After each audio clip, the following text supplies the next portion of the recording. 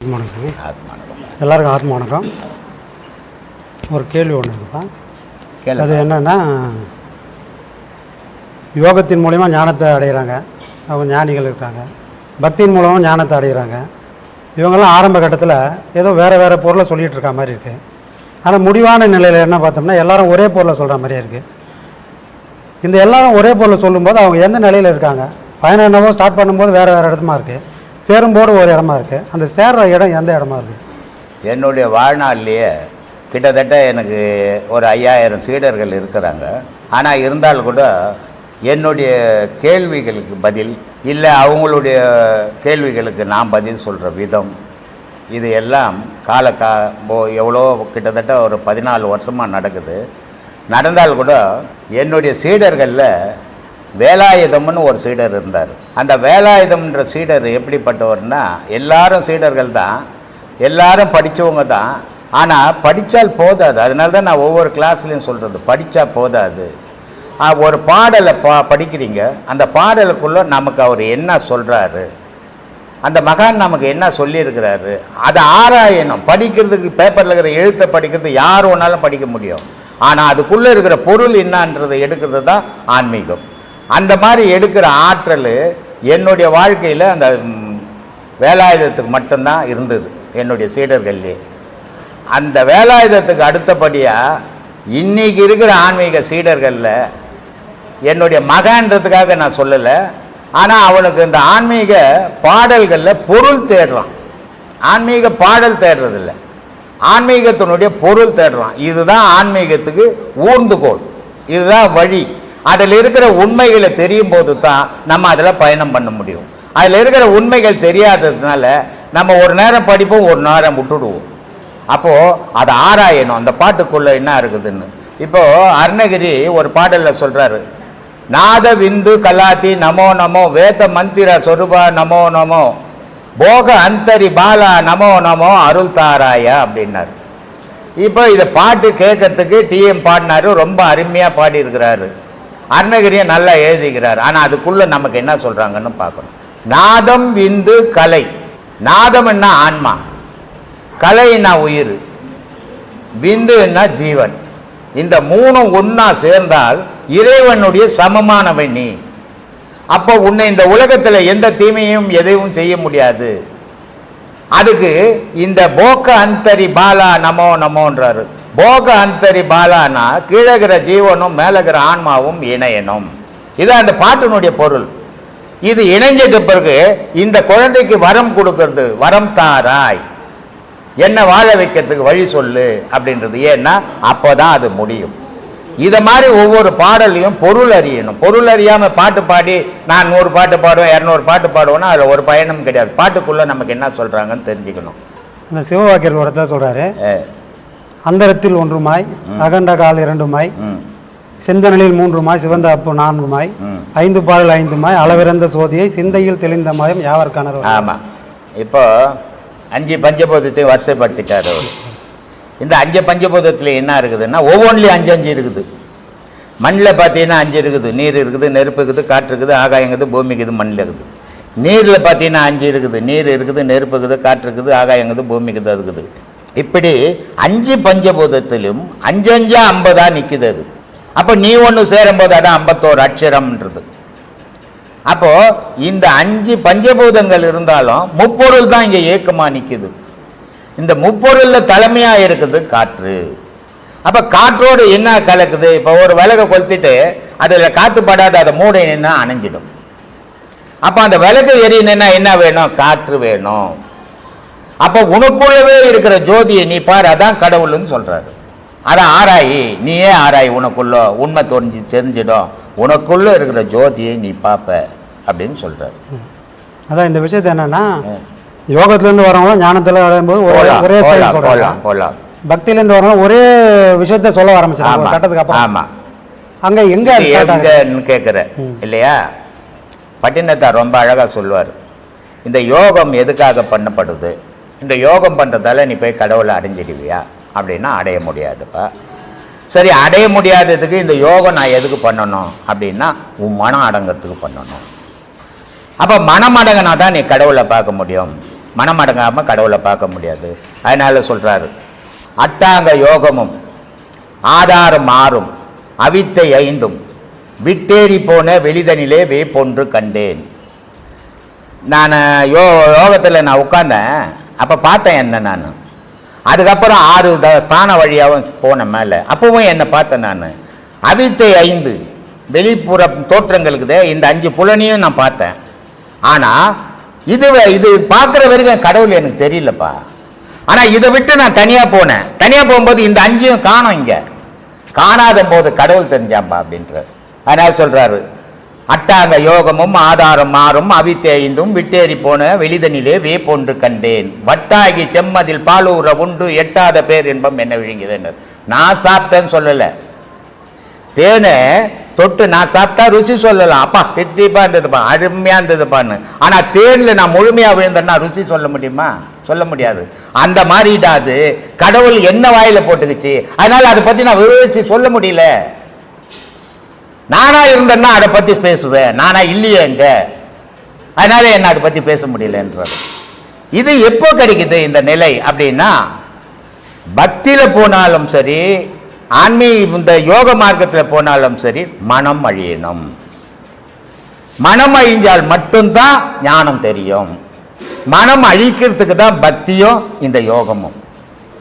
இதில் ரெண்டிலுமே மனம் அழிஞ்சால் எல்லாமே ஞானிகள். பக்தியிலிருந்து வந்து மனம் அழிச்சவங்களும் மகான் தான், யோகத்திலிருந்து வந்து மனம் அழிச்சவங்களும் மகான் தான்.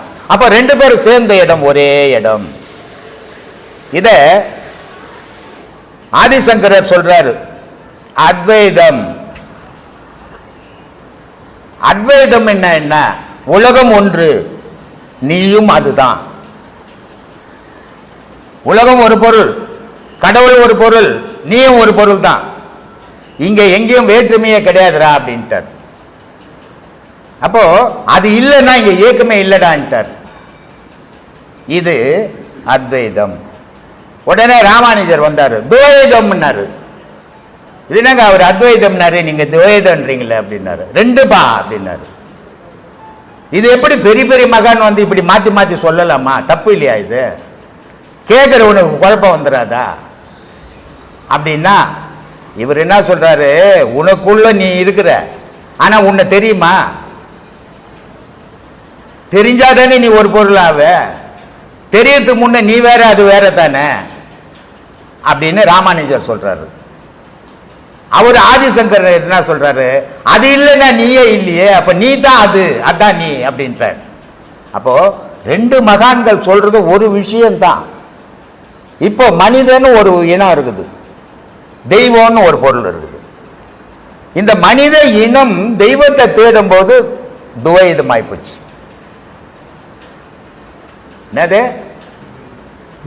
மனித தெய்வத்தை தேடும் போது துவைதமாச்சு. மனித தெய்வத்தை தேடி அடைஞ்ச போது அத்வைதமாய் போச்சு. 2 பொருளும் ஒரே பொருள். இதெல்லாம் புரியாம நமக்கு ஞானம் புரியாது. கடவுள்னா என்னன்னு தெரியாது. சும்மா கடவுள் கத்திரிக்காய் கட்டல கத்துற மாதிரி கத்தத்துல கடவுள் வராது. உன்னையே நீ இரவும் பகலும் ஆராய்ச்சி பண்ணிக்கணும். உன்னையும் அவனையும் ஆராய்ச்சி ஆராய்ச்சி தெளிஞ்சு நிக்கணும். ஏதோ கோயிலுக்கு போந்தால் நான் ஆன்மீகன்னு சொல்லிடக்கூடாது. சொல்லின்னு இருக்கிறாங்க, நீங்க சொல்லிட்டு போட்டோம். மகான் என்றவன் சும்மா சாதாரணமானவன் கிடையாது. மகான் ஆகிறவன் யாரா இருப்பான்? இன்ப துன்பங்களை இழந்தவனா இருப்பான். அவன் தான் மகானா இருக்க முடியும். இந்த எல்லாம் வேணும் அப்படின்ற மகான் ஆகவே முடியாது எந்த காலத்திலையும். அப்போ இந்த தெய்வ விஷயத்தை உனக்குள்ளே ஆராய்ஞ்சி ஆராய்ஞ்சி தெளிஞ்சு நீ நின்னால் நீ ஞானி மகான். சொல்லுப்பா. இன்னொரு கேள்வி என்னப்பா, எல்லாரும் யாரை கேட்டாலும் நான் வந்து இந்த மதம்னு சொல்ல முடியும் சொல்றாங்க. எல்லாரும் நான் இந்த மதத்துக்காரன் அப்படி சொல்றாங்க. சரி. ஆனால் ஒருத்தர் சொல்றாரு, சச்சமய பேதம் எல்லாம் தான் வகுத்து பின்னும் ஒரு உட்சமயம் உண்டு என்று உரைத்தனையே பூரணமே. ஆமா. இப்போ சமயம்லாம் ஒண்ணுமே இல்லைப்பா, அதை தாண்டி பார்ப்பான்றாங்க. அது என்ன சொல்றாங்க? அது எத்தனை இதில் சொல்லியிருக்கிறேன் நான். எப்போ மனிதன்ற ஒரு மதத்தை பிடிச்சிக்கிறான்னு அவன் கடவுள்ன்றதுக்கு வேலை கிடையாதுங்க. அவன் வழிபாடு மத வழிபாடு. அது இந்து மதமாக இருக்கட்டும், கிறிஸ்துவ மதமாக இருக்கட்டும், முஸ்லீம் மதமாக இருக்கட்டும், ஜெயின மதமாக இருக்கட்டும், புத்த மதமாக இருக்கட்டும். எப்போ நான் இந்துங்க நான் முஸ்லீமுங்க, நான் கிறிஸ்துவங்க அப்படின்றானோ அது மத வழிபாடு. அது எல்லா மனுஷனாலையும் பண்ண முடியும். ஆனா தெய்வ வழிபாடுன்றது மத வழிபாட்டை கடந்தது, அது எல்லாராலையும் பண்ண முடியாது. அப்போ தெய்வ வழிபாடை பண்றவன் தான் ஞானி, மத வழிபாடை பண்றவன் அஞ்ஞானி. ஏன்னா மதம் எந்த கட்டுப்பாட்டை விதிக்குதோ நீ அதுக்குள்ள தான் நிற்க முடியும். கடவுளை வழிபட்டவனுக்கு கட்டுப்பாடுன்றதே கிடையாது, இரவு பகல்ன்றதே கிடையாது. அப்புறம் எங்கடா மதம்ங்க? மதம்ன்றவன் மனிதன் வகுத்தது, கடவுள்ன்றது கடவுளே வகுத்தது.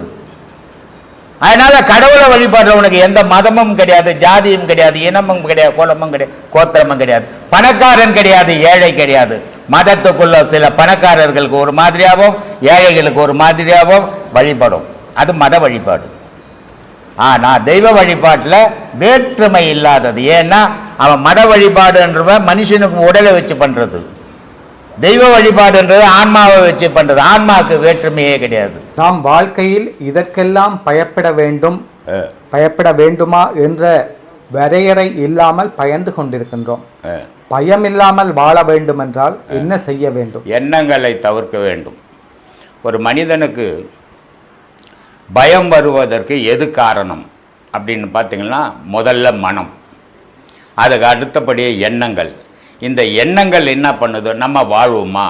இந்த பயம் எதுலேருந்து வருதுறான்னா எண்ணத்தில் இருந்து வருது. ஐயோ நாளைக்கு நம்ம பிழைக்க மாட்டோமோ, நம்ம வாழ்வோமோ வாழ மாட்டோமோ அப்படின்ற எண்ணம் தோன்றும் போது அவனுக்கு பயம் தோன்றுது. பயம் தோன்றும் போது அவனுடைய செயல் இழக்கிறான். அந்த பயமே தேவையில்லை, எப்போதும் இறைவன் உங்களோட இருக்கிறான் அப்படின்ற நினைவோடு வாழும்போது உங்களுக்கு பயம் இல்லை. எது வந்தாலும் நான் இறப்பதில்லை, என் உடல் தான் இறக்க போகுது, நான் இறந்ததே கிடையாது, அதனால் எனக்கு எதுக்கு பயம்ன்ற தைரியத்தை உண்டாக்கிக்குங்க. தேவையில்லாத கற்பனையான எண்ணங்கள் எல்லாம் உருவாக்கிக்கின்னு பயத்திலேயே வடியாதீங்க. ஒரு தென்னாலிராமன் கதை ஒன்று இருக்குது. அந்த தென்னாலிராமன் கதை எப்படின்னா, தென்னாலிராமன் கிருஷ்ணதேவராயர் ஒரு பேட்டி வைக்கிறார். ஒரு ஆடு தருவேன், ஒரு லாரி தீனி தருவேன், ஆனால் 40 நாள் பொறுத்து அந்த ஆட்டினுடைய எடை நான் இப்போ எப்படி போட்டு கொடுக்கணும் அதே மாதிரி இருக்கணும் அப்படின்னு சொல்லி அனுப்புகிறாரு. இது அப்படி செய்தால் 5 ஏக்கர் நிலம் ஒரு பம்பு செட்டு தரேன்றாரு. இதை இல்லை, இது இப்படி செய்யலைன்னா உங்கள் தலையை வெட்டிடுவேன்றாரு கிருஷ்ணதேவராயர். அதனால் ஜனங்க என்ன பண்ணுது? பயந்து போய் யாரும் நமக்கு வேணான்னு விட்டுடுதுங்க. ஆனால் தென்னாலிராமன் என்ன பண்ணுறா, சரி நான் செய்கிறேன், எனக்கு 5 ஏக்கர் நிலம் கொடு, ஒரு பம்பு செட்டு கொடு அப்படின்றான். ஒரு லாரி தீனியும் அந்த ஆட்டையும் பிடிச்சின்னு போகிறான். ஆட்டுக்கு தீனி போடுறான். ஆடு 20 கிலோ ஆடு அரசன் கொடுக்கும்போது, ஆனால் தீனியை சாப்பிட்டு ஆடு 30 கிலோ ஆகுது. இதை சரி கட்டுறதுன்னா எதிர ஒரு ஓநாயை எடுத்துன்னு கட்டிட்டான். இது நல்லா தீனியை சாப்பிட்டுட்டு அந்த ஓநாயை பார்க்கும்போது இருந்த பழைய நிலைக்கே வந்துடுது அந்த பயம். அந்த பயமாகப்பட்டது அதை குன்னி போது, அது சாப்பிட்டதெல்லாம் வீணாக போச்சு. அப்போது இந்த பயம் இருக்கும்போது அவனுடைய செயல் எதுலேயுமே வெளியே வராது. அப்புறம் 40 நாள் பொறுத்த தீனியும் தீர்ந்து போச்சு. அந்த ஆட்டை புஷன் அரசங்கிட்ட கொடுக்கும்போது கொடுத்த 20 கிலோவே இருக்குது. இவ்வளோ ஒரு லாரி தீனியை சாப்பிட்ட ஆடு கொஞ்சம் கூட வளர்ச்சி அடையலை, கொஞ்சம் கூட வெயிட் ஏறலை, அந்த 20 கிலோவாக இருக்குது. உடனே கிருஷ்ணதேவராயர் தென்னாலிராமனுக்கு 5 ஏக்கர் நிலமோ ஒரு பம்பு செட்டோ அவர் பேரில் எழுதி கொடுக்குறாரு. அந்த மாதிரி இந்த பயமாகப்பட்டது நீ என்ன நிலையில் இருந்தாலும் உன்னை குன்னி போக வச்சிடும். அதனால் பயப்பட வேண்டிய அவசியமே கிடையாது. இறைவன் இருக்கிறான், நமக்கு என்ன பயம் அப்படின்ற தைரியத்தோடு வாழுங்க. தைரியமாக நல்லா இருக்கலாம். நீங்கள் உங்கள் வாழ்க்கை சிறப்பாக இருக்கும். எந்த ஒரு மதமாக இருந்தாலும் சரி, எந்த ஒரு மனிதனாக இருந்தாலும் சரி, கடவுள் நம்பிக்கை மனிதனுக்கு முக்கியம், ரொம்ப அவசியம். அந்த கடவுள் நம்பிக்கையும் கடவுளை பற்றி தெரிஞ்சிக்கும் போதும் அவன் பயத்திலேருந்து வெளியே வருவான், நிம்மதியான வாழ்க்கை வாழ்வான். அது எந்த மதத்தாராக இருந்தாலும் சரி, ஒவ்வொருத்தருக்கும் ஒவ்வொரு கடவுள்னு கும்பிடுவான். மனிதர்கள் மனங்கள் வேறு இல்லை, அதனால் மதங்கள் வேறுவா இருக்குது, ஞானிகள் வேறுவா இருக்கிறான், குருக்கள் வேறுவா இருக்கிறான். ஆனால் எல்லாம் இருந்தாலும் மனிதன் தான். அந்த மனிதன் சிறப்பாக வாழ வேண்டும் என்றால் தைரியமாக வாழ வேண்டும். இப்போது எங்களுடைய அல்லது சீடர்களுடைய உங்களை போற்றுகின்றவர்களுடைய எண்ணமாக கூட இருக்கலாம், நாயன்மாராக நீங்கள் வர வேண்டுமே அப்படின்ற ஒரு எண்ணம் வந்தால் நீங்கள் அதற்கு என்ன சொல்லுவீர்கள்? அப்படி ஒரு எண்ணமே எனக்கு கிடையாது. அது மாதிரி அவங்களுடைய நிலைக்கு நம்ம தகுதிக்கும் எட்டாத நிலை அவங்களுடைய வாழ்க்கை. இதை நிறைய பேர் இன்னொரு மகானை தனக்கோட ஒப்பிடுறாங்க. அது பெரிய தவறான விஷயம். ஏன்னா அவங்க வாழ்ந்த வாழ்வு நம்ம வாழ்ந்துருக்கிறோமான்னு யோசித்தாங்கன்னா உண்மை விளங்கும். எந்த ஞானி கூடயும் இன்னொருத்தர ஒரு சராசரி மனுஷனை ஒப்பிடக்கூடாது. நமக்கு தெரிஞ்ச விஷயங்களை நம்ம சொல்லின்னு இருக்கிறோம். ஒரு சின்ன விஷயம் சொல்கிறேன். கிருபானந்த வாரியார் எவ்வளவோ தெய்வீக எல்லா விஷயம் தெரிஞ்சவர். அவர் நம்ம காலகட்டத்திலே வாழ்ந்தவர், நம்மளே பார்த்தவங்க, அவர் பேச்சை நம்மளே கேட்டவங்க. அப்படி வாழ்ந்த ஒரு மகான் வெளிநாட்டுக்கு போய் அவருடைய காலட்சேபத்தை முடிச்சுட்டு வரும்போது அவருடைய ஆன்மாவாகப்பட்டது ஃப்ளைட்லேயே போயிடுச்சு. இது எந்த மனிதனுக்கு நடக்கும்? சராசரி மனிதனுக்கு நடக்குமா? அதனால் நான் கிருபானந்த வாரியார் மாதிரிங்க, கிருபானந்த வாரியார் எங்கள் தாத்தாங்க, எங்கள் ஆயாங்கன்னு சொல்லிக்கிறதுல பிரயோஜனமே கிடையாது. அவர் தான், நான் தான். அவருக்கு ஈக்குவலாக என்னை உருவாக்கவே கூடாது. எந்த மகானுக்கும் நான் என்னை ஒப்பிட்டே சொல்கிறது கிடையாது. நான் சராசரி மனிதன். என்னுடைய அனுபவத்தை உங்களுக்கு சொல்கிறேன். நீங்கள் எடுத்துக்காட்டு அது உங்களுடைய சொந்த விஷயங்கள். ஆனால் எந்த மகானையும் ஒரு மனிதனோட ஒப்பிட்டு பார்க்கக்கூடிய தகுதி கிடையாது. மகான் தான், மனுஷன்தான். மகானன்றவன் உலகத்துக்காக வாழ்ந்தவன், மனுஷன்றவன் தனக்காகவும் தன் குடும்பத்துக்காகவும் வாழறவன். இந்த மனுஷன் போய் மகான் கூட சேரக்கூடாது, சேர்த்துக்கக்கூடாது, தப்பு அது. அதனால் கிருபானந்த வாரியார் 63வது நயனாரா இல்லை 73வது நயனாரா அதெல்லாம் கணக்கு கிடையாது. ஆயிரக்கணக்கான நயன்மார்கள் இருக்கிறாங்க. 18 சித்தர்கள் என்னவாங்க, 18 சித்தர்கள் இருக்கிறாங்க, 1000 சித்தர்கள் இருக்கிறாங்க. இது நம்மளுடைய கண்ணுக்கு தெரிஞ்சது, நம்மளுக்கு தோற்றத்துக்கு தெரிஞ்சது, நமக்கு பேப்பரில் தெரிஞ்சது ஒரு விளக்கம் போட்டணும். அவங்கள 63ஆனா இருக்கட்டும், 1000ஆனா இருக்கட்டும், ஆனால் அவங்கள சொன்ன வார்த்தைகளை நம்ம பின்பற்றி போகும்போது நம்ம வாழ்க்கையில் துன்பத்திலேருந்து வெளிப்பட்டு இன்ப வாழ்க்கை வாழ்வோம். அதை கடைபிடிங்க, அதுவே சந்தோஷமான விஷயம். கொல்லான் உழைப்போல் கொதிக்குதடி என் வயிறு, நில்லென்று சொன்னால் நிலைநிறுத்த கூடுதில்லை, நில்லென்று சொன்னால் நிலைநிறுத்த கூடினால் கொல்லென்று வந்த யமன் குடி போவானே. இந்த பாடத்தில் ஒரு தீ உருவாகுது உடலுக்குள்ளே. இந்த யாகம்னு நடத்துகிறாங்கல்ல, கல்லு கட்டிடலாம், அது ஒரு அடையாளம். அதில் தான் நெருப்பை போட்டு கொளுத்தணும், அதில் தான் பணத்தை போட்டு, துணியை போட்டு, நகையை போட்டு உன் பாவெல்லாம் கழிஞ்சிடணும். அதில் கழியாது. ஏன்னா நகை பாவம் பண்ணல, துணி பாவம் பண்ணல, நீ தானே பாவம் பண்ண. ஒரு கையை வெட்டி போட்டுனா உன்னை அவரை போட்டுருவாங்க பொலி. அதனால் அதெல்லாம் சொல்கிறதில்ல. ஆனால் தீயால் தான் பாவத்தை அழிக்க முடியும். வேறு ஒரு பொருள் போட்டிங்கன்னா காற்றுல எடுத்து போய் ஒரு இடத்துல விட்டுரும். ஒரு பொருளை தண்ணியில் போட்டினா அது அச்சும் போய் எங்கன்னா விட்டுடும், அழியாது. அழியணுன்னா நெருப்பால் தான் அழியும். அந்த நெருப்பு வெளியே மூட்டுற யாகசா குண்டம் மாதிரி உன் உடம்பில் ஒரு யோக குண்டத்தை உருவாக்கு. தீயை கொளுத்து உன் உடம்புல, உன்னுடைய பாவ புண்ணியங்கள்லாம் அழிக்கப்படும், நீ பரிசுத்தமானவன் ஆவ அப்படின்றது தான் இதை சொல்கிறார். இப்படி ஆக்கிக்கினேன்னா அந்த நெருப்பு வயிறு எரிய ஆரம்பிக்கும். எரியுதேன்னு பயந்துடாது, அது எரியிற மாதிரியே நிறுத்திக்கோ. கொல்லான் ஒலைன்னா கருமாரை பற்ற அடிக்கிறான் தெரியுமா, அந்த துருத்தி ஊதுவான், அது புகை கிளம்பி கறி போட்டு பொகு பொகுன்னு அந்த மாதிரி கொளுத்துறாராம். ஆனால் ஆறி போதாது, அதனால் யமன் தேடி வரானோ. இது ஆறாமல் நின்னா யமன்றவனே எனக்கு வரமாட்டானே, நான் வாழ்ந்துன்னு இருப்பேனேன்றார். அது மாதிரி நீங்கள்லாம் கொளுத்துறதுக்கு தான் துருத்திக்கு வேலை கொடுத்துக்குறீங்க. இதை பின்பற்றி போனீங்கன்னா உங்களுக்கும் அதே நிலை தான். இதெல்லாம் தெரிஞ்சுக்கணும். தெரியாமல் ஏதோ ஞானம் அது போகிறேன் இது போகிறேன்னா ஒன்றும் போக முடியாது. பாப்பா அந்த ஆளுக்கு வேறு வேலை கிடையாது. அந்த சாமியாருக்கு ஒரு அவரு காலை மறைச்சி போட்டுன்னு ஒண்டியா உட்காந்துன்றான். என்னென்ன குழந்தை கத்துது, என்னென்ன மருமக கத்துறா, என்னென்ன புள்ள கத்துறான், என்னென்ன புருஷன் கத்துறான். என்னால் முடியாதுப்பா, கால் வேறு வலிக்குது, அந்த ஆளுக்கு சும்மா இருக்கிறான், இதெல்லாம் வேணாம், நான் கோயிலுக்கு போகிறேன். அப்படியே நடப்பயணமாக போய் வந்தால் என் மனசும் ஆறும், கோயிலுக்கு சாமி கும்பிட்ட மாதிரியும் இருக்கும் அப்படின்னு நினச்சிக்கின்னு போறியடாப்பா, உன்னை காப்பாற்றாது அது அப்படின்ட்டு சொல்கிறான். வாழை பழம் தின்றால் வாய் நோகும் என்று சொல்லி தாழை பழம் தின்று சாவு எனக்கு வந்ததடி. தாழை பழத்தை விட்டு சாகாமற் சாகவல்லோ, வாழை பழம் தின்றால் என் கண்ணம்மா வாழ்வு எனக்கு வாராதோ. ஏன்னா யோகம்ன்றது கஷ்டம். இது வாய் நோதுன்னு, வாழைப்பழம் சாப்பிட்டாவே வாய் நோதுன்றான். அதனால் அவன் தாழைப்பழம் சாப்பிட்றான். தாழைப்பழம்னா பக்தி. இதை சுற்றிக்கின்னு ஊர் சுற்றின்னு வரான், அதனால் அவனுக்கு சாவு தான் வரும். வாழைப்பழம் சாப்பிட்டா சாவு வராது, நான் வாழ்ந்துன்னு இருக்கிறேன்றான். இப்படியெல்லாம் இருக்குது ஞானம். சும்மா ஏதோ ஒன்று நினச்சிக்கின்னு ஏதோ ஒன்று செய்துக்கின்னு நான் செய்கிறது தான் சரி சரி சரின்னு ஏமாந்து போகிறதுல ஒரு பயனும் கிடையாது. ஒன்று நமக்கு தெரியணும், இல்லை தெரிஞ்சவங்கனால்ட்ட கேட்கணும், சொன்னதை எடுத்துக்கணும் இல்லையா? அதானே ஞானம். அந்த மாதிரி போனீங்கன்னா உங்களுக்கு எல்லாத்துக்கும் பயன் தரும். ஆந்திராவில் ஒரு மகான் இருந்தார், வேம்பண்ணானிட்டு. அவர் சொல்கிறாரு, ஓங்கார சூத்திர சதானந்த வாரியில் ஓர் எழுத்தாயான பரனே அப்படின்ட்டார். ஓங்கார சூத்திரம்னா என்ன? இதை பாட்டு நல்லா பாடியிருக்கிறாங்க, பாட்டு நல்லாகுதுன்னு ரசிக்கிறதுல பயனில்லை. அதுக்குள்ளே என்ன பொருள் நமக்கு சொல்லியிருக்கிறாங்க அப்படின்னு தேடுறதான் அறிவு.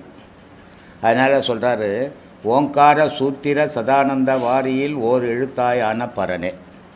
அப்போ ஓங்கார சூத்திரம்னா என்ன அப்படின்னா, ஒரு உருவம் இருக்குது. காலையில் கூட நான் அவர் சாய் தர்மா டிவியில் பேட்டி கொடுக்கும்போது கூட சொன்னேன். அருவம் உருவம்னு ரெண்டு விஷயத்தை வழிபடுறாங்க. அருவம்ன்றது உருவ வழிபாடு இல்லைன்னு சொல்கிறாங்க. ஆனால் கற்பூரம் கொளுத்துறது ஜோதி கூட ஒரு உருவந்தான் இல்லையா? ஜோதி கூட ஒரு அடையாளம் இருக்குது இல்லை? அப்போ அது உருவ வழிபாடு தானே. அருவ வழிபாடுன்றது நாத வழிபாடு. ஏதோ ஒரு சத்தம் கேட்குது, அது எப்படி இருக்குது, எங்கே இருக்குதுன்னு யாராலும் கண்டுபிடிக்க முடியாது. அப்போது அருவ வழிபாடுன்னா நாத வழிபாடு. அப்போ இந்த ஓங்கார சூத்திரம் அப்படின்னா, இந்த ஓங்காரம்ன்றது சப்தமாக இருக்குது, ஆனால் ரகசியமாகுது. அது எப்படி இருக்குதுன்னு யாராலையும் கண்டுபிடிக்க முடியல. அதனால் சொல்கிறார் ஓங்கார சூத்திர சதானந்தவாரி. சதானந்தவாரின்னா எப்பவும் பேரொளியாக இருக்கப்பட்டது. சத்தமாக இருக்குது, ரகசியமாக இருக்குது, எப்பவும் பேரொளியாக இருக்குது. அதனால் சொல்கிறார் ஓங்கார சூத்திர சதானந்த வாரியில் ஓர் எழுத்தாயான பரனேன்னார். இவ்வளவும் இருந்து நீ ஒரு எழுத்தாவே இருக்கிறியே, ஏகன்ற ஒரு எழுத்தாவே இருக்கிறியே. ஆனால் ஐந்தெழுத்தை ஒரு செவியில் ஓதி வைத்தவன் அல்லவன். ஐயா, கடவுளுன்ற நீ மட்டும் ஒரு எழுத்தில் இருக்கிற, மனுஷன்ற என்னை மட்டும் இதில் எழுத்து 5 எழுத்து ஆக்கிட்டியே. அதனால் நான் இங்கே இன்னல் பட்டு சாவறேன். நான் எப்போ ஒரு எழுத்தாக ஆவறது அப்படின்றதுக்கு சொல்கிறாரு, ஓங்கார சூத்திர சதானந்த வாரியில் ஓர் எழுத்தாய் ஆன பரனே, ஓரியாய் நீ எனக்கு 5 எழுத்தை ஒரு செவியில் ஓதி வைத்தவன் அல்லவோ. ஆங்காரம் அற்று, சுகம் அற்று, துக்கம் அற்று, ஐம்புலன் பாசம் அற்று. இதெல்லாம் அறுத்தா நீ கூட ஒரு எழுத்தாகலாம். இதெல்லாம் இருக்கிற வரைக்கும் 5 எழுத்தாக தான் இருப்பேன். அதனால் இவ்வளவு சொல்லிட்டு, ஆகாசம் கிடுகிடு என்று இடி இடிக்க ஆறு ஆதாரத்தில் அமிர்த மழை பொழிய, ரீங்காரம் நாத மணி விந்துவுக்கு உள்ளாகி உச்சி புருவ நடுவில் ரதி மன்மதன் போல் விளையாடுவதை கண்டு உனது திருவடிதனை விகசிப்பது எக்காலம் வேம்பானந்த குருவே அப்படின்றார். இந்த மாதிரி இறைவன் மீது நமக்கு ஒரு பற்று வரணும். வந்தால் தான் நம்ம அதை அடைய முடியும், இல்லைன்னா அதை அடைய முடியாது. அதுக்கு ஒரு வெறி ஓணும், இறைவனை அடைஞ்சே திருணும். இறைவா, இந்த உலகத்தில் எல்லாத்தையும் இழக்க நான் தயார், ஆனால் உன்னை மட்டும் இழக்க மாட்டேன்ற எண்ணம் நமக்குள்ளே வரணும். ஏன்னா உலகத்தில் இருக்கிற அனுபவிக்கிற நம்ம எதுவுமே நிலை இல்லை. இறைவன் நிலை, நிஜமானவன், நீ நிஜமானவன். இந்த 2 பொருளும் சேரணும்னா ஆசை அறணும். ஆசை அருந்தால் இறைவனோடு ஐக்கியமாகலாம்.